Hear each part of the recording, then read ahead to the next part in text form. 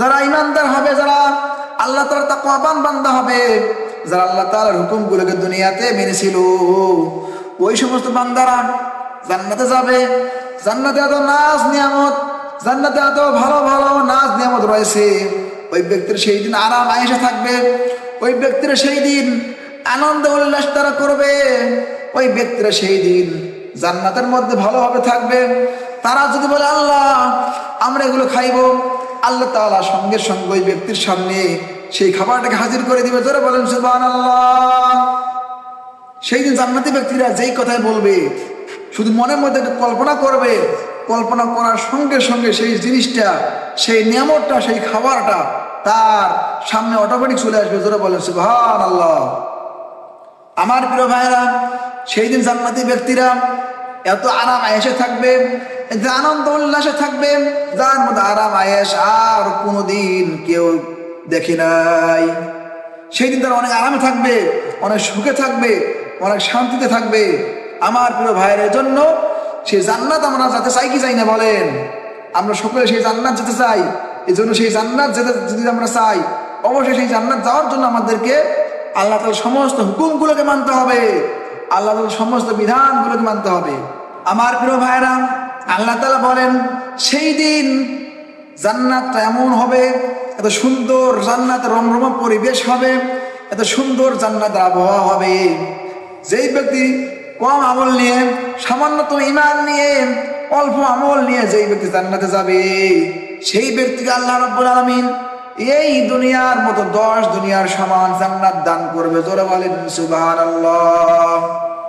যেই ব্যক্তি সামান্যতম আমল নিয়ে, অল্প আমল নিয়ে জান্নাতে যাবে, সেই ব্যক্তিকে আল্লাহ রাব্বুল আলামিন এই আমাদের এই দুনিয়ার মতো 10 দুনিয়ার সমান জান্নাত আল্লাহ তাআলা দান করবে। সুবহানাল্লাহ। আর যেই ব্যক্তি ভালো ইমানদার তাকওয়াবান হবে, সেই ব্যক্তি আল্লাহ তাআলা জান্নাতুল ফেরদাউস দান করবে। তাহলে এখন বুঝুন জান্নাতুল ফেরদাউস কত বড় জান্নাত। আমার প্রিয় ভাইরা, জান্নাতি ব্যক্তিরা এত সুন্দর নাজ নিয়ামত ভোগ করবে, এত সুন্দর আরাম আয়েশে থাকবে। আমার আল্লাহ রাব্বুল আলামিন একজন জান্নাতি ব্যক্তিদেরকে 70 জন করে জান্নাতি হুর দান করবে। জোরে বলেন সুবহানাল্লাহ। আমার প্রিয় যুবক ভাইরা, দুনিয়ার জমিনে সামান্যতম একটা সুন্দরী নারীর পিছনে, সামান্যতম একটা সুন্দরী মেয়ের পিছনে তোমরা ছোট, সুন্দরী মেয়ের জন্য তোমরা সুসাইড করো, সুন্দরী মেয়ের জন্য তোমরা আত্মহত্যা করো, সুন্দরী মেয়ের জন্য তোমরা লেখাপড়া ছেড়ে দাও, ব্যবসা বাণিজ্য ছেড়ে দাও, আল্লাহকে ভুলে যাও। আমার প্রিয় ভাইরা, কিন্তু দুনিয়ার সামান্যতম সুন্দরী নয়, দুনিয়ার সুন্দরীর চেয়ে লক্ষ লক্ষ কোটি কোটি গুণ বেশি সুন্দর আল্লাহ তাআলা তোমাকে জান্নাতে 70 জন হুর দান করবে। সুবহানাল্লাহ। হাদিসের মধ্যে বলা হয়েছে যে জান্নাতে আল্লাহ তাআলা যে হুরদেরকে, বান্দাদেরকে দান করবে, সেই হুরের রূপ যদি দুনিয়ার মধ্যে দেখানো হতো, পুরো দুনিয়াটা আলোয় জ্বলে যেত। এত সুন্দর সেই জান্নাতি হুরগুলো। আল্লাহ তাআলা সেই জান্নাতি হুরগুলো কাদেরকে দান করবে? যারা দুনিয়াতে কোনো সুন্দরী মেয়ের পাল্লায় পড়ে নাই, যারা দুনিয়াতে কোনো মেয়ের পিছনে ঘুরে নাই, যারা একমাত্র আল্লাহ তাআলাকে ভয় করেছে, যারা আল্লাহ তাআলার হুকুমগুলোকে মেনেছে, যারা আল্লাহ তাআলাকে ভয় করে, যারা সমস্ত প্রকার পাপ কাজগুলোকে যারা ছেড়ে দিয়েছে, যারা পাক্কা ইমানদার হয়েছে, সেই সমস্ত বান্দাদেরকে আল্লাহ তাআলা জান্নাতে 70 জন সুন্দরী হুর দান করবে। সুবহানাল্লাহ।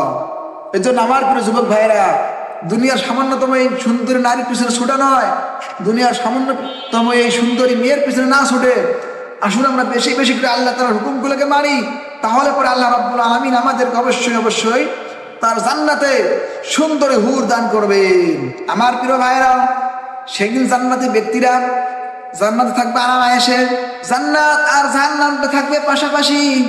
যারা জাহান্নামী হবে, জাহান্নামী ব্যক্তিরা জান্নাতি ব্যক্তিদেরকে দেখতে পারবে, বলবে আরে এ তো আমার বাড়ির চাকর ছিল, এ আজকে জান্নাতে। বলবে আরে এ তো আমার ছোট ভাই, এ আজকে জান্নাতে। বলবে আরে এ তো আমার কর্মচারী, সে জান্নাতে। আর আমি মালিক হয়ে, আমি এত বড় টাকা পয়সা ওয়ালা হয়ে আমি আজকে জাহান্নামে চলে এসেছি। সেই দিন তারা আফসোস করবে। আমার প্রিয় ভাইয়েরা, সেই দিন দেখা যাবে অনেক মালিক জাহান্নামে যাবে, তার কর্মচারী আল্লাহর জান্নাতে চলে যাবে। জোরে বলেন সুবহানাল্লাহ। সেই দিন অনেক গরিব মানুষ, যাদের কোনো অর্থ ছিল না, যারা এতিম মিসকিন, সেই সমস্ত লোকগুলো জান্নাতে যাবে। আর তাদের মালিকরা, ধনী ব্যক্তিরা সেই দিন আমল না করার কারণে জাহান্নামে যাবে। কিন্তু সেই দিন তারা আফসোস করবে, আফসোস করে সেই দিন তারা বলবে, আরে আমরা কি কাজটাই না করলাম, আমরা কত বড় ভুলটাই না করলাম, আজকে যদি আমরা ভালো আমল করতাম তাহলে আমার এই কর্মচারীর মতো করে আজকে আমিও জান্নাতে যেতে পারতাম। কিন্তু সেই দিন আফসোস করে আর কোনো লাভ হবে না।